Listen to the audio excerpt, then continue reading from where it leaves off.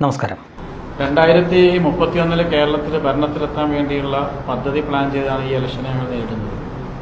അതുകൊണ്ട് തന്നെ ഈ തെരഞ്ഞെടുപ്പിൽ വേറെ ഏതെങ്കിലും ഒരു മുന്നണി അധികാരത്തിൽ എത്താതിരിക്കാനോ ഞങ്ങൾ ശ്രമിച്ചാൽ ഞങ്ങൾക്ക് എങ്ങനെ ആ ലക്ഷ്യം നേടാൻ സാധിക്കും?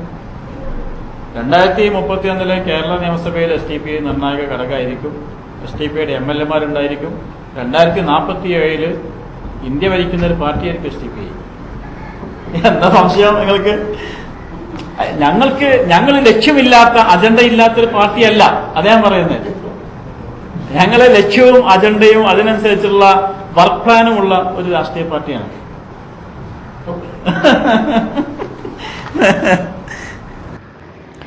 PFI ഒക്കെ നിരോധിക്കുന്നതിന് മുമ്പ് 2021 ആ തെരഞ്ഞെടുപ്പ് കാലത്തിനൊക്കെ തൊട്ട് മുമ്പായിട്ട് മാധ്യമപ്രവർത്തകരുടെ മുന്നിൽ നിന്ന് വീരവാദം അടിക്കുന്ന SDPIയുടെ ഒരു സംസ്ഥാന നേതാവിനെയാണ് ഈ കാണുന്നത്. SDPI എന്നത് ഈ PFIയുടെ ഒരു രാഷ്ട്രീയ രൂപമാണ്. PFIനെയാണ് ഇപ്പോൾ നിരോധിച്ചിരിക്കുന്നത്.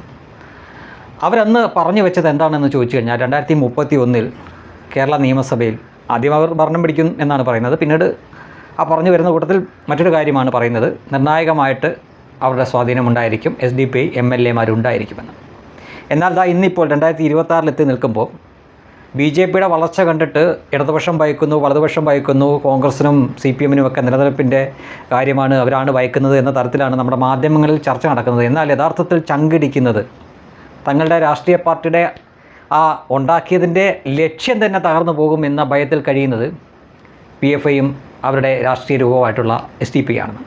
കാരണം എന്താണെന്നല്ലേ, ഇപ്പോൾ തന്നെ ഈ വരുന്ന തെരഞ്ഞെടുപ്പ് തന്നെ നോക്കൂ, ഇവരെവിടെയൊക്കെ മത്സരിക്കുന്നുണ്ട്. ഏറ്റവും ഒടുവിൽ നമ്മൾ കണ്ട വാർത്ത എന്താണ്? മഞ്ചേശ്വരത്ത് അവർ സ്ഥാനാർത്ഥിയെ നിർത്തി.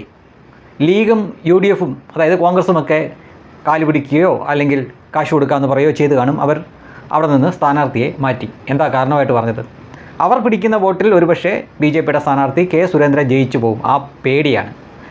മുൻപ് അതായത് 2021 2-3 മണ്ഡലം മാത്രം ഇവർക്ക് നോക്കിയാൽ മതിയായിരുന്നു. ഒരു നിയമമുണ്ട്, ഒരു മഞ്ചേശ്വരമുണ്ട്, ഒരു പാലക്കാടുണ്ട്.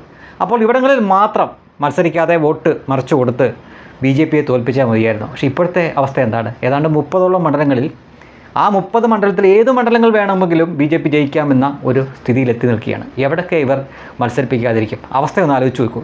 2031 കേരള നിയമസഭയിൽ നിർണായക ശക്തിയാവാൻ അവിടെ MLA-മാരുണ്ടായിരിക്കുമെന്ന് പറഞ്ഞ ആളുകൾക്ക് ഇപ്പോൾ മത്സരിപ്പിക്കാൻ പോലും പറ്റാത്ത തരത്തിലായിരിക്കുകയാണ്. കാരണം അവർ മത്സരിച്ചാൽ അവർ പിടിക്കുന്ന വോട്ട് കൊണ്ട് ചിലപ്പം BJP ജയിച്ചു പോകും. BJP ഓരോ വർഷം കഴിയും തോറും അവരുടെ സ്വാധീന മേഖല വർദ്ധിപ്പിച്ചു കൊണ്ടുവരുന്നു. ഇപ്പോൾ നിലവിൽ 30ഓളം മണ്ഡലങ്ങളിൽ ത്രികോണ പോരാണ്.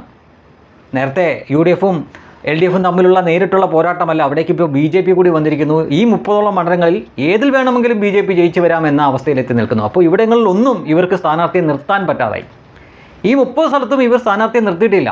കാരണം ഇവർ 1000-ഓ 2000 വോട്ട് പിടിച്ചാൽ പോലും ഒരുപക്ഷെ ആ വോട്ടിന് BJP ജയിച്ചു പോകുമെന്ന പേടിയിൽ അവർ ഇത്തരം മണ്ഡലങ്ങളിൽ സ്ഥാനാർത്ഥിയെ നിർത്തിയിട്ടില്ല. പകരം BJPക്ക് ശക്തിയൊന്നും ഇല്ലാത്ത സ്ഥലത്ത് മാത്രമാണ് പേരിന് അവർ കൊണ്ട് സ്ഥാനാർത്ഥിയെ നിർത്തിയിരിക്കുന്നത്. ഇനി ഇതുപോലെ തന്നെയാണ് ജമാഅത്തെ ഇസ്ലാമിയുടെ രാഷ്ട്രീയ രൂപമായിട്ടുള്ള വെൽഫെയർ പാർട്ടിയുണ്ട്. ആ വെൽഫെയർ പാർട്ടി കഴിഞ്ഞ തെരഞ്ഞെടുപ്പിന് അതായത് 2021 19 മണ്ഡലത്തിൽ അവർ മത്സരിച്ചിരുന്നു.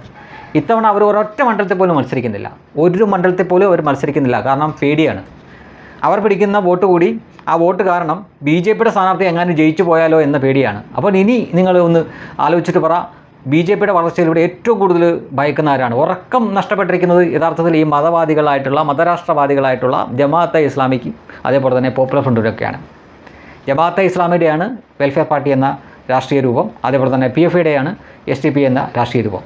ഇവർ രണ്ടുപേരും ഇത്തവണ BJPക്ക് സ്വാധീനമുള്ള, BJPക്ക് ജയിക്കാൻ സാധ്യതയുള്ള ഒരൊറ്റ മണ്ഡലത്തിലും അവർ സ്ഥാനാർത്ഥിയെ നിർത്തിയിട്ടില്ല. പേടി. ആ പേടി ഓരോ വർഷം കഴിയുമ്പോഴും അല്ലെങ്കിൽ ഓരോ 5 വർഷം കഴിയുമ്പോഴും കൂടി വരുന്നതല്ലാതെ ഇനി കുറയാൻ പോകുന്നില്ല. ചുരുക്കത്തിൽ അവരുടെ പ്രഖ്യാപിത ലക്ഷ്യം 2031 കേരളം പിടിക്കുക, 2047 ഇന്ത്യ പിടിക്കുക എന്നതൊക്കെ സ്വപ്നമായിട്ട് മാത്രം അവശേഷിക്കും. ആ പായങ്ങ് മടക്കിയേക്ക് എന്നേ അവരോട് പറയാനുള്ളൂ. കാരണം BJP കേരളത്തിലും അതിൻ്റെ സ്വാധീനം വർദ്ധിപ്പിക്കുന്നു. ഇടതുപക്ഷത്തിനും വലതുപക്ഷത്തിനും മാത്രമല്ല ആ ഭയമുള്ളത്, അവരെക്കാൾ ഉറക്കം പോകുന്നത് ഈ SDP-യും അതേപോലെ തന്നെ ജമാഅത്തെ ഇസ്ലാമിക്കൊക്കെയാണ്.